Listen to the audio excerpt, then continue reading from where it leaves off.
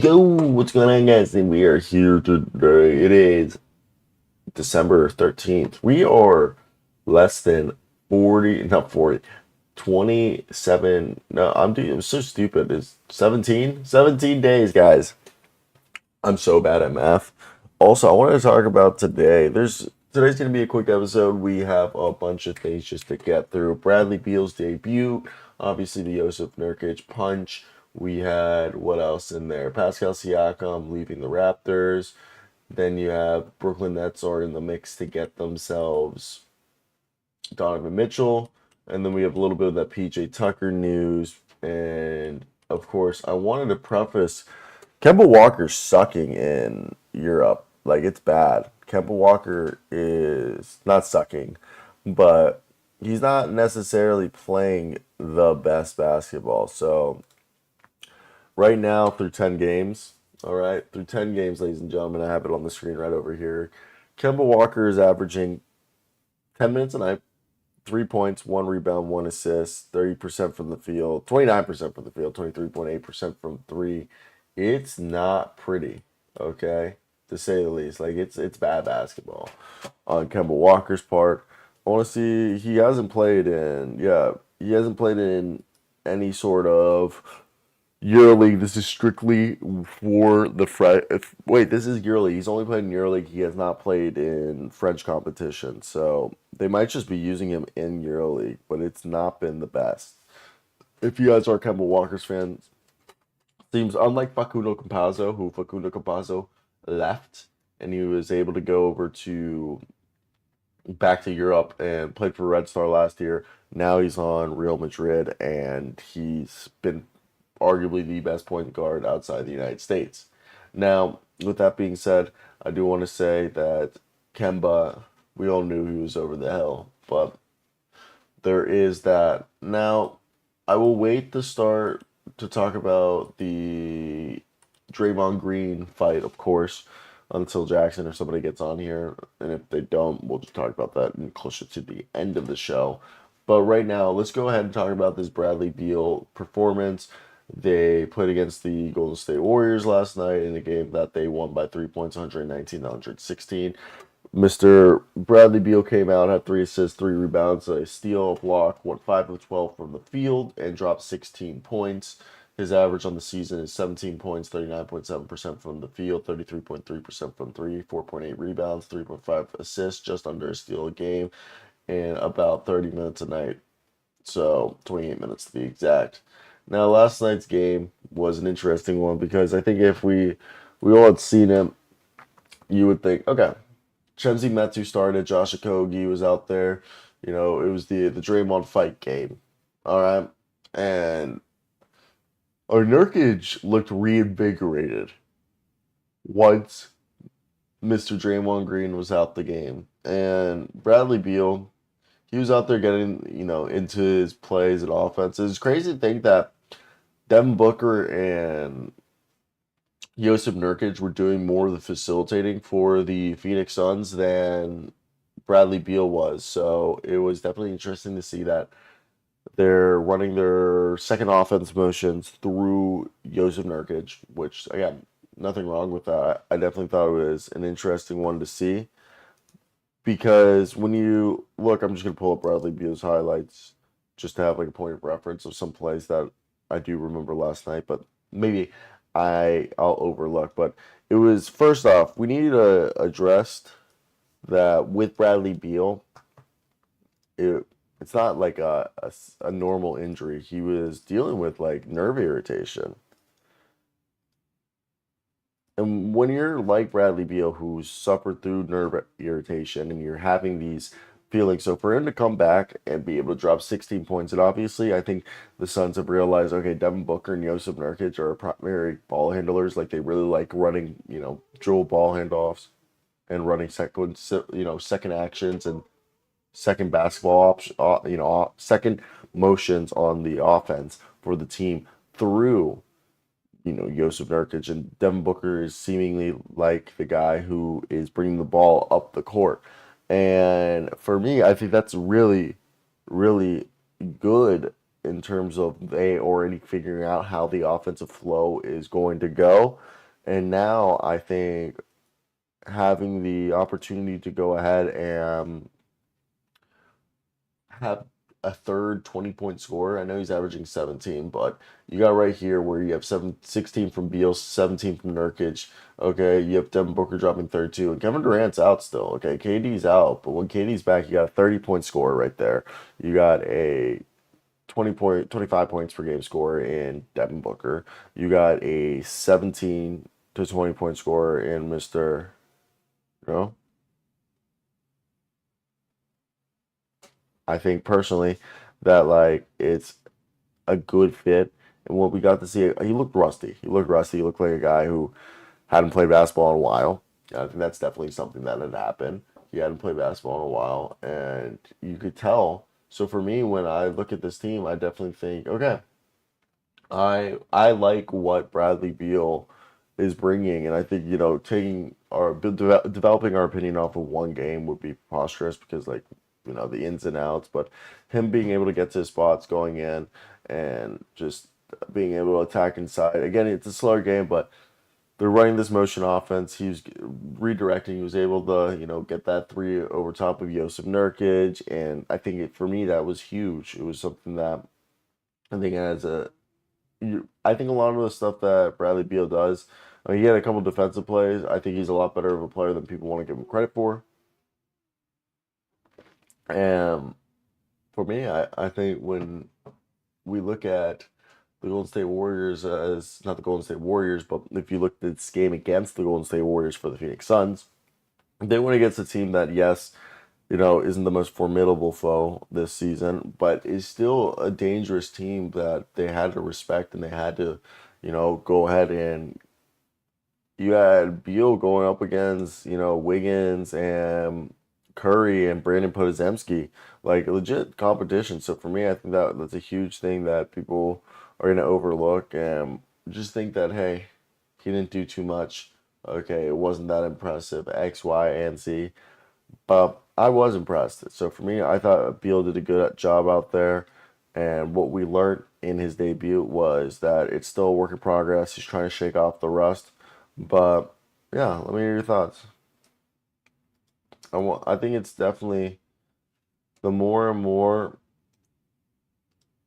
we get to like I don't know a realistic place for Bradley Beal and the Suns to be in terms of health and the way to evaluate them. I think it's going to be the biggest thing. If you guys see me looking over to the left, it's because I'm looking at the other screen. Now, let's move over to the next topic, and that was going to be Pascal Siakam leaving the Raptors, which wouldn't be in its own right insane because Pascal's been there what? Well, it feels like almost 10 years at this point. And don't get me wrong, I love Pascal Siakam, and the report that we're hearing goes like this from Matt Moore. From his understanding, the Raptors are likely to build around the combination of OG Anunoby and Scotty Barnes, and I've said this personally, repeatedly, because OG Anunoby is a more seamless fit next to Scotty Barnes than Pascal Siakam, and I've always said Scotty Barnes will never reach his full potential with Pascal Siakam on the same roster due to the fact that Pascal Siakam and Scotty Barnes are both point forwards who need the ball in their hands to be successful. Now, Siakam is likely heading somewhere willing to pay him this summer, and that's the next complication. Siakam being likelier, Siakam is expiring, which puts the pressure more firmly on the Raptors to move him to avoid the risk of losing him for nothing like they did with Fred VanVleet. There were talks described as serious by multiple sources over the summer between the Hawks and Raptors, which was a three-team deal that fizzled out once the Mavericks saw that they had Derek Lively, and then it directed a two-team deal. Basically, what we knew was it was going to be a deal that sent John Collins to... They wanted to send John Collins to the Mavs, and then it would have been like Bogdanovich, I believe, and DeAndre Hunter and AJ Griffin with a first-round pick or two first-round picks for Pascal Siakam. So that's where that went. And I think it's definitely interesting to see like where all this is going because as a fan, I've always said that these are, I don't know, rumors we're hearing for like from Matt Moore that he said if we're capping for a race for Siakam, the Hawks are the favorites. So if we're looking at the Hawks, I mean, I just like OG Anunoby allegedly is a hot name for much of last year, and for going 2 years, they thought Anunoby not only wanted top level, or if not near max, but that he wanted a premier role in the offense, and that scared a lot of teams off because they thought he was just a 3 and D guy. And this summer changed. Anunoby left Clutch Sports, and the conversation about him immediately changed. Anunoby has indicated to local media that he was seeking a superstar role was false, or at least overstated, and his role with the Raptors has been mostly the same as last season. But his relationship with cornerstone Scotty Barnes has started to flourish, and that changes things because Siakam's 29 going on 30 and Anunoby's 26, so it's easier to pair Anunoby over the next 4 years with Barnes because they're closer to the same timeline as Barnes continues to develop.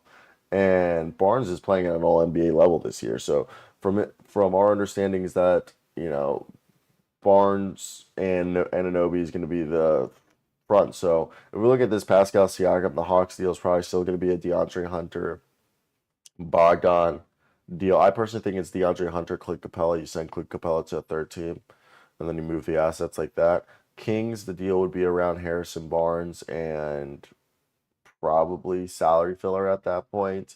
Maybe like Malik Monk in there too. And then the Pacers, that deal is, you would assume, around Buddy Hield's contract because he's the one who fits the team the most, in my opinion. But I mean, obviously that can always change. I want to hear your guys' thoughts. What would you guys trade for Pascal Siakam?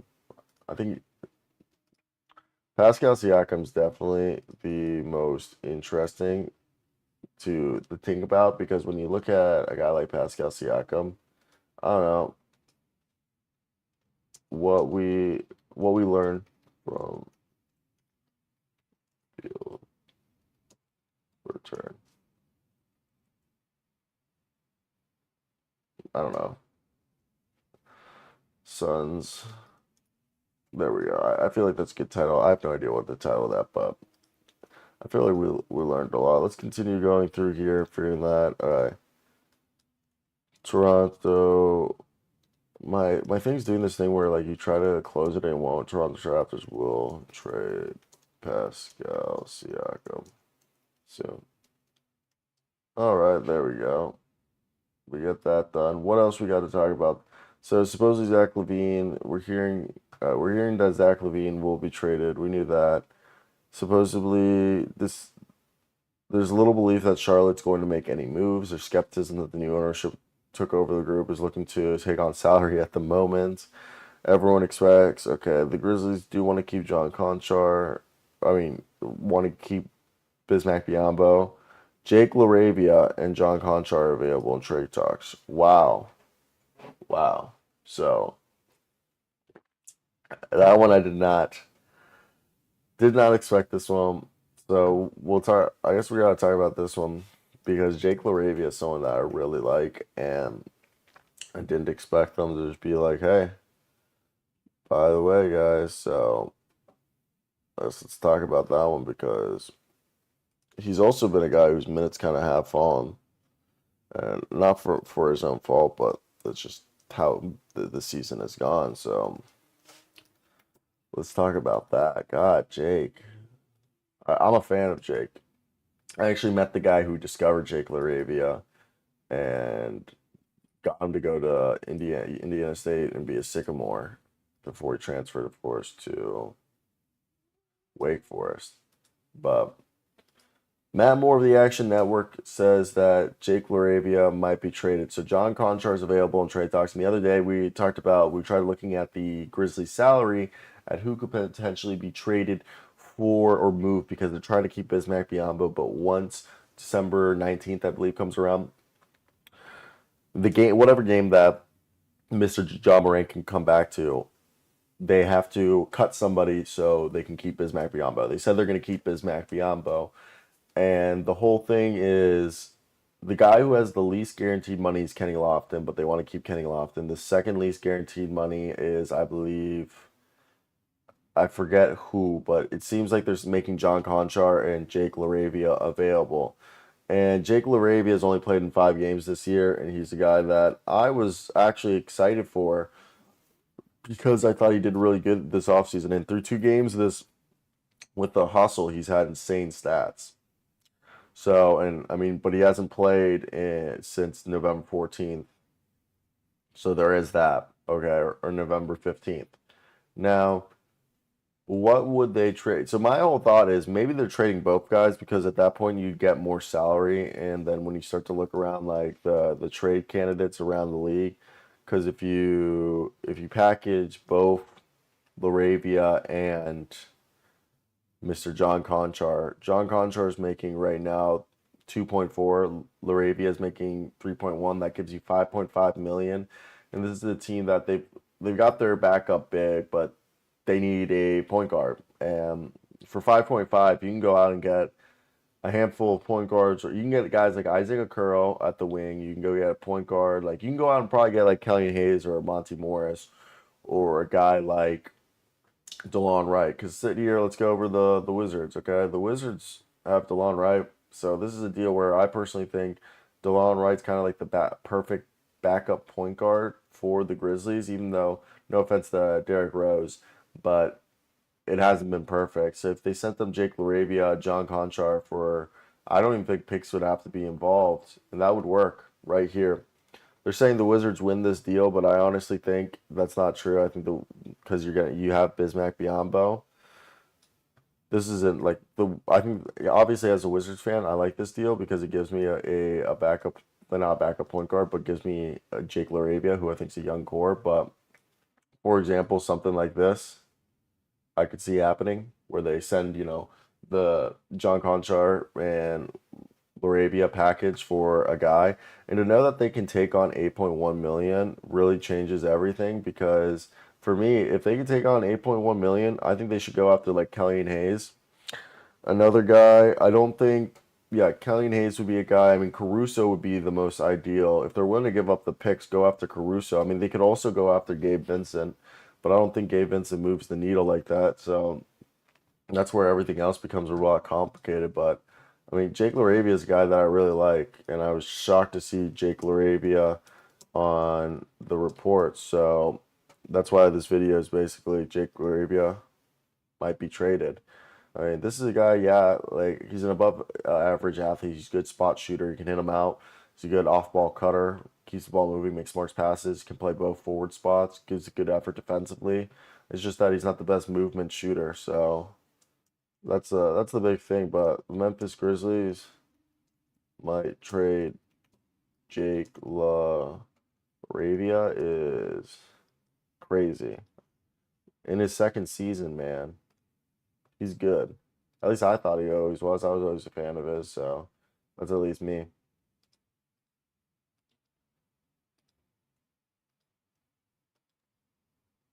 Great show. Huh? I said great show. Yeah, no, did you hear that? Jake LaRavia might be traded. Yeah, I And did. I agreed with your package. I don't think it would take many picks. I think that'd be a good buy low for Washington and a so pretty win-win. yeah, thank you. So I thought, okay, for me, I thought there's multiple guys. There's DeLon Wright who could fit there. There's if they want to give up 2 first round picks, do Caruso. You can go up do that exact deal, but supposedly the asking price for Caruso starts with 2 first round picks. So if they Yeah, want that's steep. That's really steep. very steep, but if you want to go, if you're like Caruso's perfect, like this, which he kind of seems, so you go, Yeah, here's John Conchar, here's fucking Jake LaRavia, 2 first round picks, with the hope of us being like a playoff team once John Moran comes and you're like, we're gonna re-sign Caruso. I could see that, but there's a lot of guys because with that deal, it gives them 5.5 million in tradable contracts, but I think they can take up to $9 million in contract, even though they're trading 5.5. So, with that being said, I'm looking at the salaries. I just thought a guy like DeLon Wright would be perfect because Derrick Rose just didn't work out for them the way that they anticipated. And here's some guys that they could go after: Mr. Malik Monk, who you love, Monte Morris, Patrick Williams, Jeff Green, Royce O'Neal, Alex Caruso, Victor Oladipo, Pat Connaughton, Cameron Payne, Jabari Smith. This is just guys in the price range. Jabari Smith, Isaiah Hardenstein, Kyle Anderson, Grayson Allen, Isaac Okoro, Evan Mobley, Amon Thompson, Georges Niang, T.J. McConnell, Gary Payton, Keegan Murray, DeLon Wright, Onyeka Okongwu, Scotty Barnes, Jock Landale, Trey Lyles, Mo Wagner, DeAnthony Milton, Thad Young, Asar Thompson, Miles Bridges, Vasilija Micic, Paul Reed, Zach Collins. My thought is they're going to go for a defensive pass first point guard because they have the center in Bismack Biyombo. You're muted.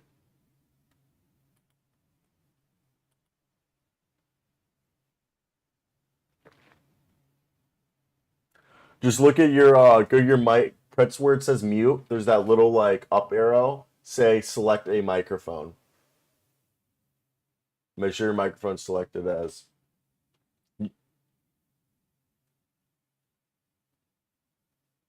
Wait, talk for me. Let me see if you're getting levels across. This might be me. How do we talk? Yeah, I'm not getting anything on my side, so this is coming from you. Yeah, if you press on the mute button, there's a thing called select the microphone.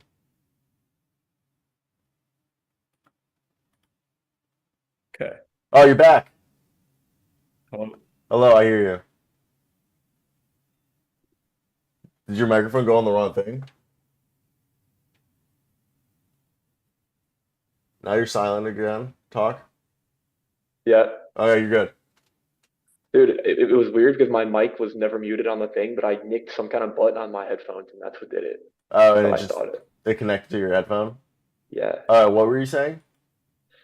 Um, Kelly Hayes is when another. you named Miles Bridges, since Charlotte's not going to re-sign him, it would be wild to see a team just go out and get him and re-sign him now and just strike proactively. That is one that could very true. That could happen. I I don't expect it to, but I just read also though. So there is so literally written right here. Listen to this blurb. Despite Charlotte's disappointing season, there's little belief that they will make a significant move. There is skepticism with the new ownership group that took over from Michael Jordan is willing to take on any additional salary. yeah, I don't know why they ever would. They're definitely not going to add to this team.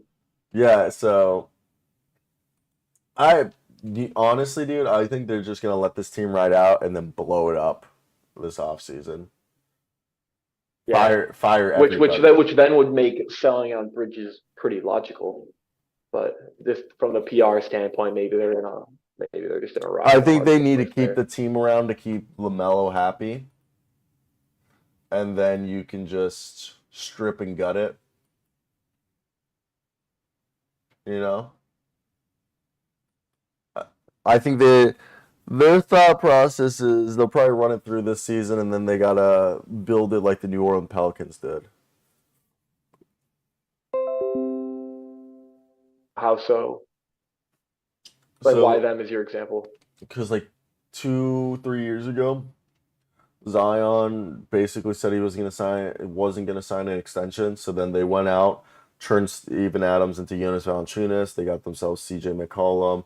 They started acquiring more talent and just they fired Alvin Gentry. They got a new head coach and they kind of basically they got more serious and they built an actual team around Zion because people forget for like a few years. What do we have before CJ got there? I mean, there was after they had traded Drew Holiday, the team was. I mean, Josh Hart was there. They had Lonzo Ball, and like they weren't winning games. Like they were playing guys, but they were just trotting out a bunch of young dudes. You know what I mean? So I use the Pelicans as an example where they tell LaMelo, "Well, we got your Brandon Ingram and Brandon Miller. Now let's go out. Right. Let's flip Terry Rozier for somebody. Let's go out in free agency. Even though free agency might be weak this year, maybe we go out and get DeMar DeRozan or something. But stuff like that, where the Pelicans basically hands were forced to make a move.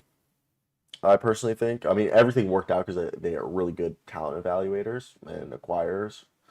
But yeah, I mean, they Right. were They really built through the draft and through trade. undrafted guys. Yeah, But the addition of CJ too was still like a veteran Yeah, and they did small trades here and there for vets. Like they brought in Larry Nance, they brought in, uh, Jonas, they brought in CJ, they brought in who I mean, they had Garrett Temple for the longest time.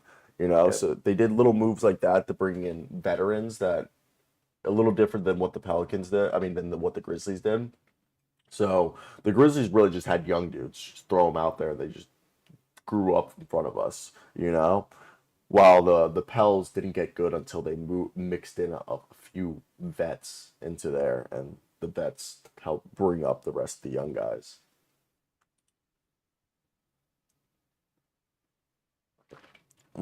Coffee. Did you pivot from the Hornets to the Grizzlies on purpose?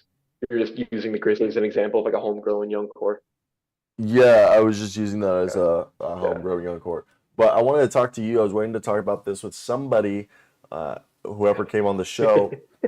So what I wanted to talk about was, of course, the Draymond Green punch, and I didn't see it live. I Did you see it live?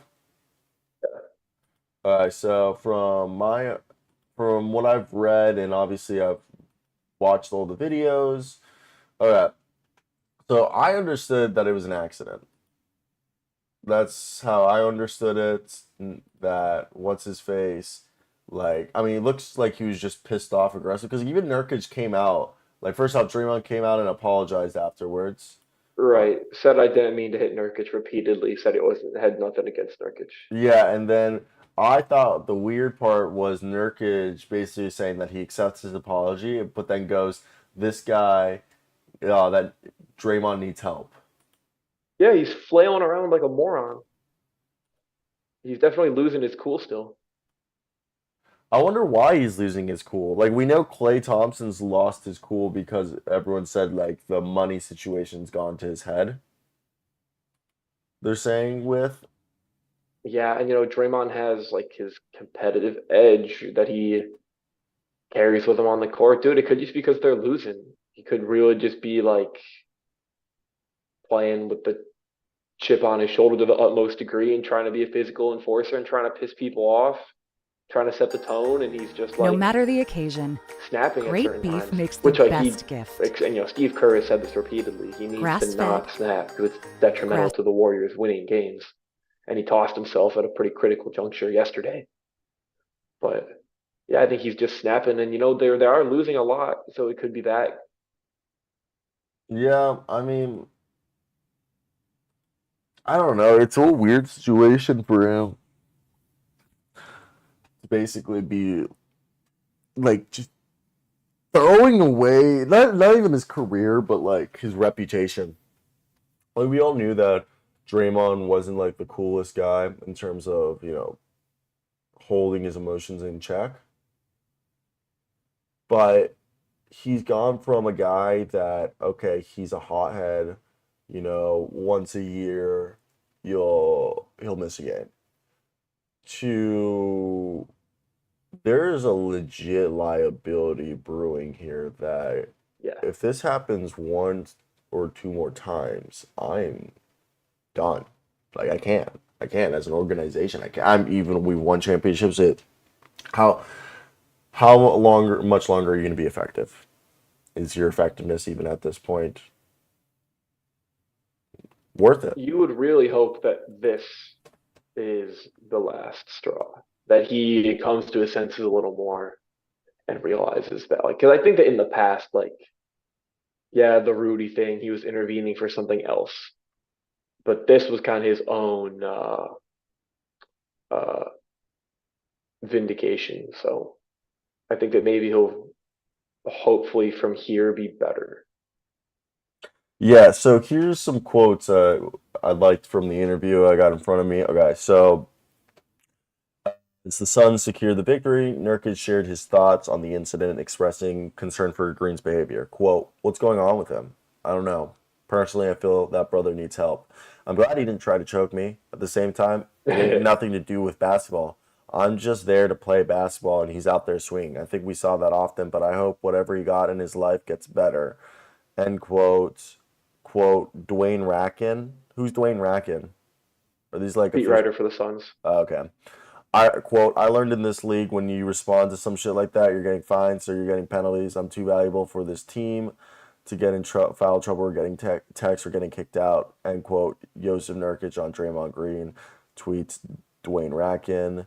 And then another one is Draymond Green apologizes to reporters to Nurkic. Nurkic, quote, Nurkic was pulling my hip and I was swinging away to sell the call and make contact with him. As you know, I'm not one to apologize for things I meant to do, but I do apologize to Jusuf. I didn't intend to hit him, end quote. Mark Stein put out that's what Draymond said. And then Warriors coach Steve Kerr struggling to mask his post-game exasperation. Quote, we need him. We need Draymond.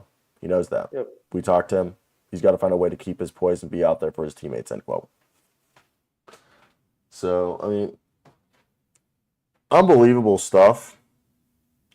And I don't even know if this is where, I mean, we'll talk about I guess more information has came out about the Wizards, so we'll talk about that in a second. So Tim Kawakami, I don't know if you read his stuff, athletic beat writer for the Warriors. I love how they got an Asian guy doing it. Like, just because San Francisco and the Warriors have like the biggest Asian population in the country. It's just ironic. It's like if they had like a Jew covering the Knicks, that would be funny. That would be ironic, okay? There's nothing, because Jew York. You never heard someone say that? But it wouldn't be ironic. Yeah, it would be ironic. That's what I'm saying. Like, it's ironic that an Asian person's covering the Golden State Warriors. It would be equally ironic if their Knicks beat writer was a Jew. Like, if his name was Henry Weinberg, that would be funny. Like, if you were covering,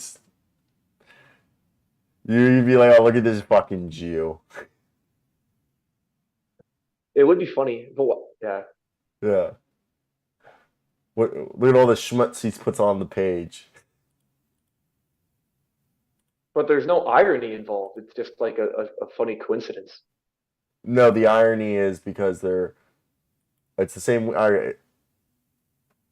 San Francisco specifically, and California in general, but San Francisco specifically, Right, Asian population. the biggest in the country.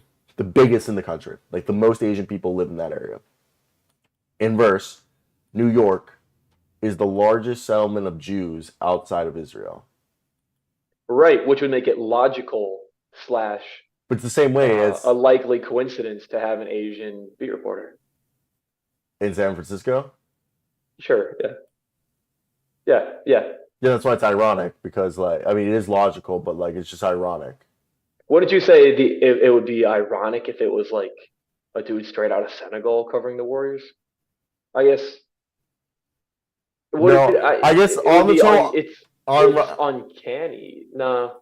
It's just on brand, is what we're saying. Yeah, because the irony, I guess it would be irony if they have a guy from Chinatown who fucking dresses like in full Chinese garb, okay, and he fucking covers it. Then you have a Jew who wears a Torah and not Torah, wears a yarmulke and like has a Hasidic Jew.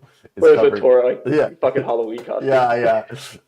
You have a Hasidic Jew covering. I'm sorry, Henry. There, we get it. You have a Hasidic Jew covering the Knicks, while you have a traditional Asian man.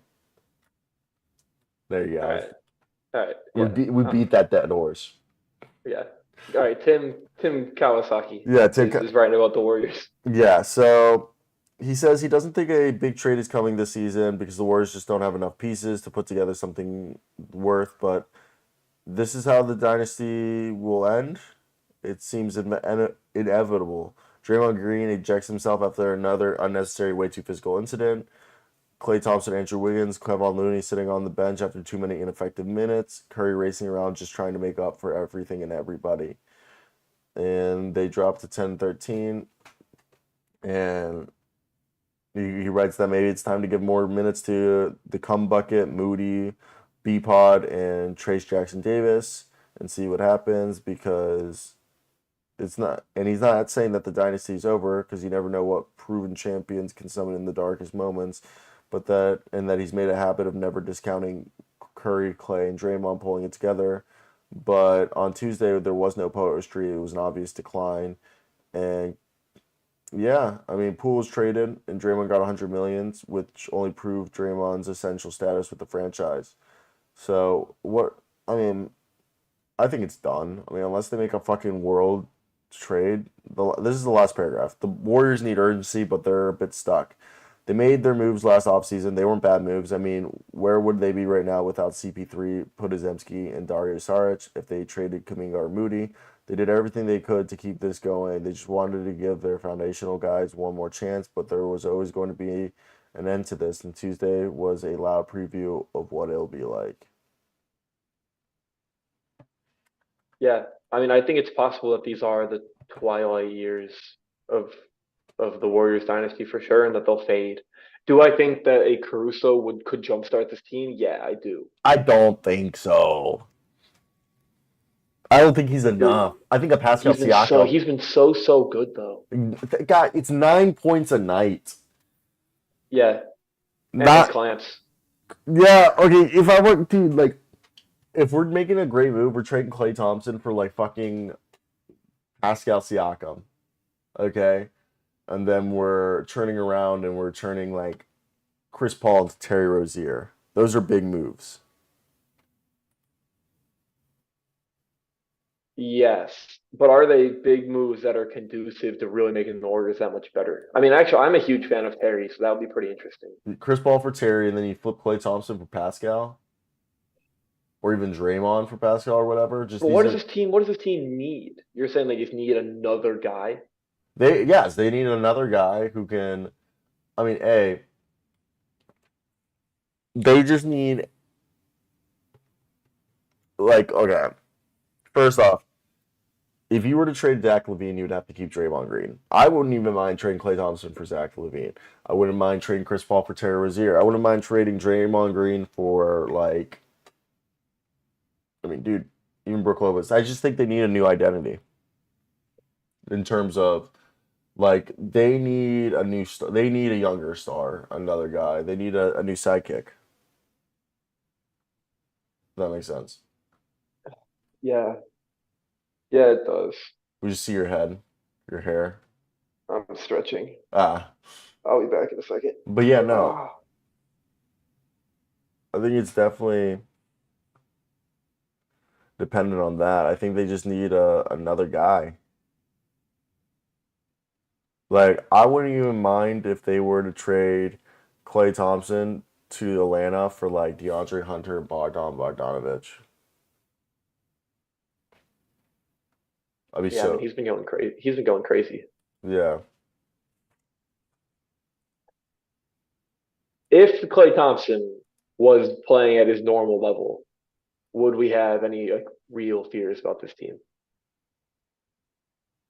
Or would they be the same Warriors? It's, oh, you know, like Tim was saying, oh, they'll be dangerous when they get in the playoffs. Like we can't quite count them out. Or would they be a second round exit again? Don't know, man. I don't know. I don't know. I haven't. It's I would hard. lean towards the latter. I would lean towards them likely being a second round exit again. Yeah. I mean, it's definitely a valid take because I really don't know. So getting somebody like Pascal, I think I have changed my stance that like Caruso maybe wouldn't be enough. So that if they I think really do, Pascal would be a huge if you flip Klay Thompson for Pascal, that'd be wild.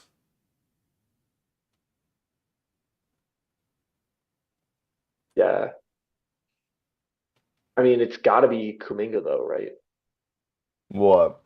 It's got to be Kuminga and Moody and Clay for salary. Yeah, or Kuminga, Moody, and Wiggins. Nah, they need Wig though. I know, but They, they Wig too bad. loyalty. Yeah. All right, let's talk about our last two topics before we head out of here. Detroit lost their 20th game in a row, and as of right now, this is the quote from Mr. Monty Williams. After losing their 20th quote in a row, this is what Monty said. I think we're starting to figure out that we can score if we space the floor properly. I'm learning how to use certain guys on the team. End quote. Williams referred to the team utilizing rookie wing Star Thompson more as a screener and roller. Williams also talked about the spacing that Al Burks and Jaden Ivey provides the team. It's crazy that Jaden Ivey's their best shooter.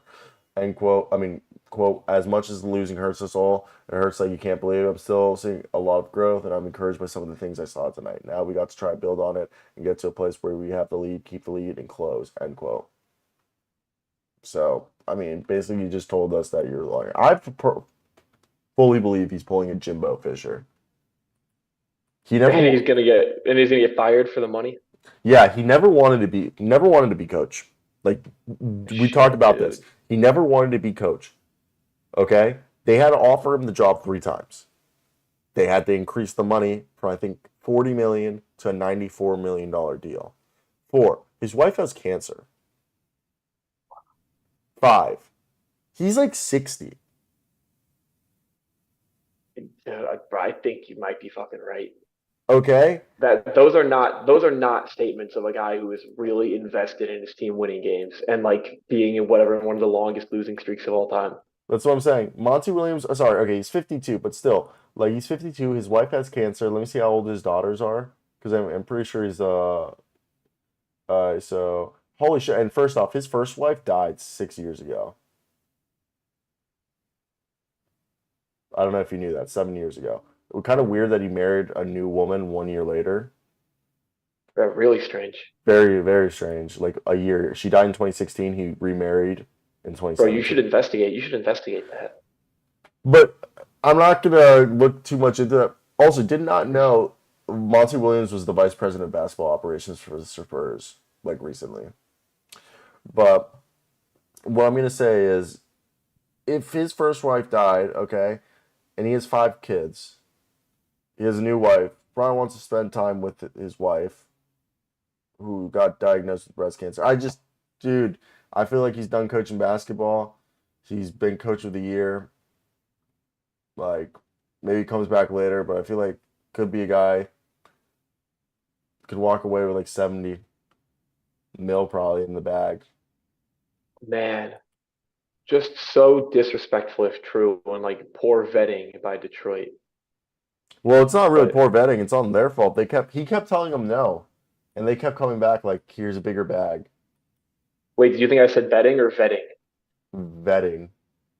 Vetting. Well, yeah, I mean, you got to think he's serious about the job and it's going to really help your franchise and come with a plan for how he feels about things. If I came back twice and he said no, why the third time would it be like, let's come back with more money? Right. Like, why I agree. wouldn't. It's poor. I agree. It's poor decision making. Yeah, if a guy told me no twice, I'd be like, okay, I don't want him anymore. He clearly doesn't. I'm not going to persuade. I'm not going to really persuade you and bribe you to come coach my team. I want someone who's going to be invested. Yeah, there's only 30 jobs in the NBA, head coaching jobs in the NBA. There's going to be someone who's going to be a lot more stoked. Yeah. That's what I thought. But yeah, no, it's definitely a surprising one. All right, let's talk about the last thing I want to talk about, and that is PJ Tucker wants to play and contribute with the Clippers or somewhere else. PJ Tucker all but confirmed a recent report that he's unhappy with his role or lack thereof with the Los Angeles Clippers. Tucker said it's hard to be okay with his role in Los Angeles when he doesn't have one. Quote, I don't have a role on this team right now. I'm not playing. I'm out of the lineup. It was a decision that was made, and I'm living with it right now. But obviously, I feel like I still got a lot to contribute to a team to be able to win, whether that's here or somewhere else. And here, it's just not there right now. So I want to do what I can do, end quote. Tucker reaffirmed that he believes he can help a contender on the floor. He said a balance of contributing and winning is what he's looking for. While he's out of the rotation, Tucker said he'll continue to mentor rookie Kobe Brown, who took his minutes. However, despite talking to head coach Ty Lue, Tucker said he doesn't expect things to change as far as lack of playing time. Quote, we've had a little talks, and, we understand the situation. It is what it is. There aren't minutes to be had for me right now, and it's kind of just what it is, end quote, Tucker said. What's your thoughts on that? And, I mean, PJ Tucker this season, yes, he's never been a guy who stuffs the stat sheet, but I mean, last year he was still played 26 minutes a night, shooting 39%, 43% from the field, 3.5 points a game, 4 rebounds, just under an assist. Do you think he's valid to be complaining? Yeah, absolutely. I think there's a 10-minute role for him, and I think if there isn't a 10, 15-minute role for him right now, there definitely will be at a later juncture of the season. I think he's a valuable person to have, and that keeping him happy would be in their best interest, or at least like assuring him that there's an avenue for minutes in the future would be in their best interest. No, I agree with that. I just, I think nobody's going to trade for him. My argument is everyone's going to be like, hey, LA, we're just going to force your hand. We know you're wasting a roster spot with him. We know that he's disgruntled. We know that at most you're going to get a second round pick, but nobody has like $9 million, $10 million they're willing to trade. So everyone knows that you can either have him just eat a roster spot and continue to be disgruntled, or you just buy him out. And a team like the Miami Heat, the Bucks, the Mavs, the Celtics could just The swoop Bucks in. are who I'm looking at right now. Could the Bucks strike? They would have to give up Pat Connaughton or a Yeah. combination of Marjon Beauchamp and I think it's Lindell Wigginton, I think would be the other one, right? Or is he on a two-way, Lindell? Something like that. Lindell is on the two-way. Yeah, so they'd have to give up a combination of Marjon Beauchamp and somebody else, or just Pat Connaughton. AJ Green, or maybe like Robin Lopez. I think the Bucks would give up too much again for what they don't. Yeah, they can't I agree. They can't give up the perimeter defense. I'm telling you, dude. I looked at this and I in my video, and a lot of people agreed with me. The Clippers are screwed. They're either gonna have to buy him out because everybody's just gonna be like, dude, we aren't going to trade you two players for PJ Tucker, nor are we going to give you a salary matching contract with a pick. Buy him out.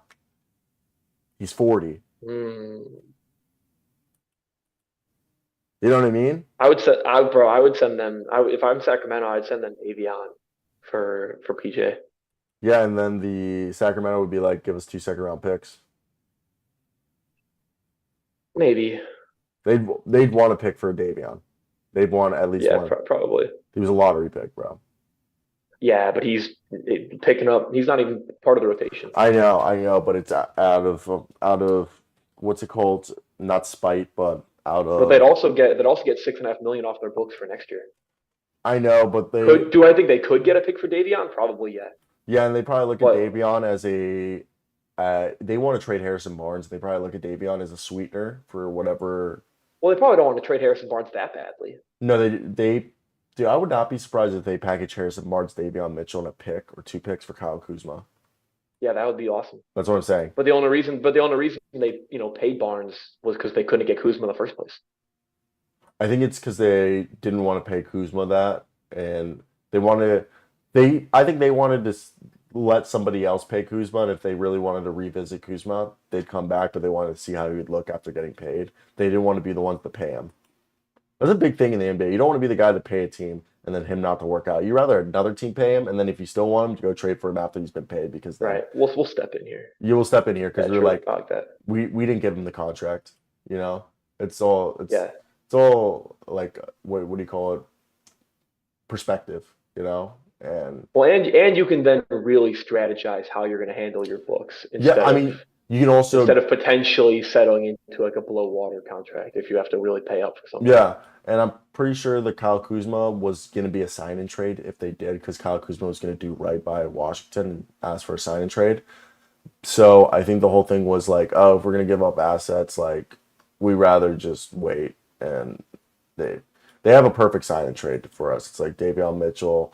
I think Harrison Barnes and one more young guy like Keon Ellis. I mean, he's on a 2-way, but like whoever else young guys, it wouldn't be that would be a great PJ destination, though. Don't you agree? Yeah. I don't think it's bad at all.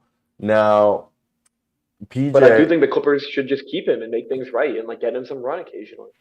Especially if Paul George tweaks his groin last night. Like, shit's going to happen. It's going to be nice to have PJ Tucker. No, I think that's what they're trying to tell him. But he's out here like, nah.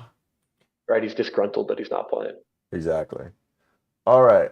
Last thing we'll talk about before we head out of here. There's a nice little poll on Real GM's forum. And it says, what do you think, Bronny James? So let me tell you before we look at this. I have been saying Bronny James is going to play 2 years. LeBron has 1 more year with the Lakers. He's going to play this year, next year with the Lakers. All right. And then Bronny's going to be a 2-year player at USC, and then after LeBron's contract ends with the Lakers, the free agency happens after the draft. He will go to wherever Bronny is drafted. I just don't see because of the contractual. Like I know it's an option and all that for next year. I just don't see LeBron leaving LA. You know, if Bronny goes into the draft this offseason, it's because LA has told LeBron that they're going to draft Bronny, whatever, like they're going to make it happen.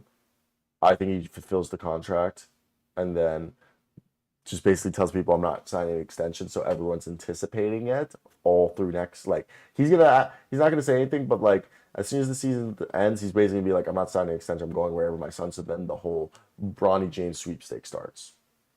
Does that make sense? Yeah, yeah, and I tend to agree. Because LeBron wants to control the narrative and he wants the show to be on him. And that way, if he fulfills his contract, he controls the whole narrative. Well, at the end of the day, yes, but Bronny wanting to spend 2 years at USC also probably does play a role. I think he's going to spend 2 years there because of the heart. This all happened because of the heart. Things might have been different if he didn't have the heart, but I think Yes, yeah, I agree. All right, so right here's the poll. What do you think Bronny James does after the season? 17% say stays at USC for another season. Or I mean, not 17. 28% with 17 votes say he'll stay at USC. 2%, 1 vote, says he'll transfer.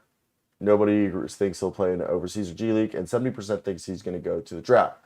Now, let's read here. Already got media attention. LeBron has openly stated that he wants to play with his son. Bronny James doesn't even have to be drafted. He could sign an Exhibit 10 or a 2-way contract. Trying to see if there's any other good comments. Right here. This is a great one. Once Collier, yeah, because people don't realize him staying another year would allow him to be the main guy. Because he wasn't healthy this season, Collier and Ellis both are the main guys, you know? He's not even the main stud. Yeah, which is interesting because that has never been his like prospect archetype, but he definitely could step into a larger role next year with those guys gone. Boogie is one of the highest usage players in college basketball, so definitely. Do you see this comments?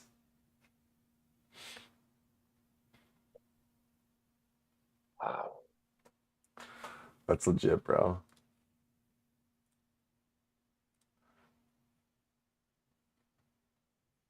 Yeah, no, I'm curious to see what's gonna happen.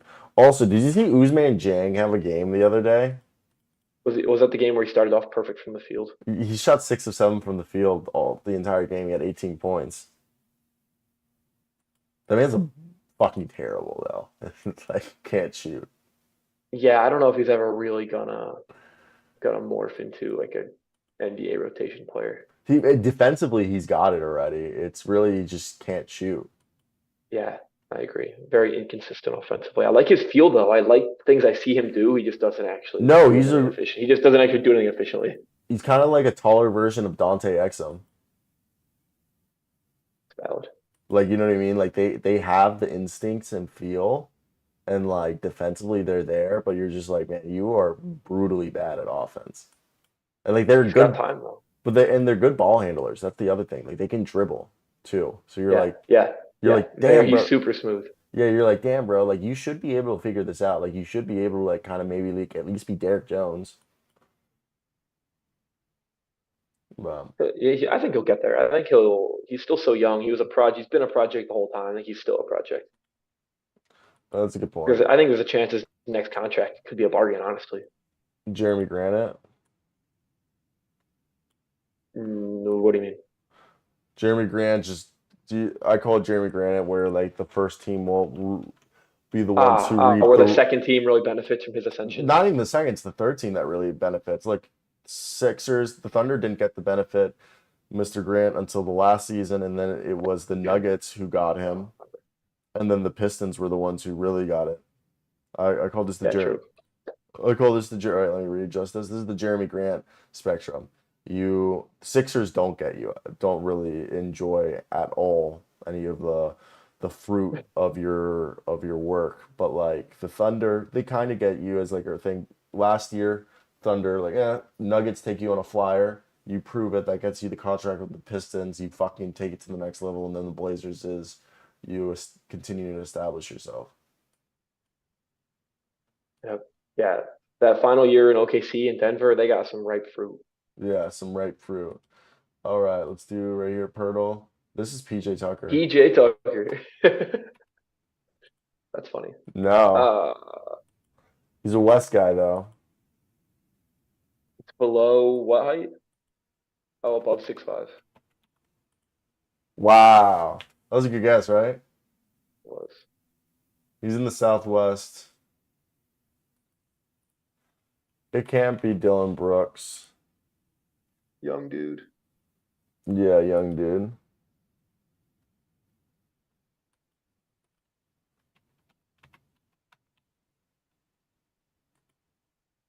He's on the Grizzlies. Xavier Tillman. Mm-hmm. That was a good guess. All right. Henry, thank you for joining me this morning. Or same time tomorrow. Same time tomorrow. I'll catch you later, bud. Cheers. Yep.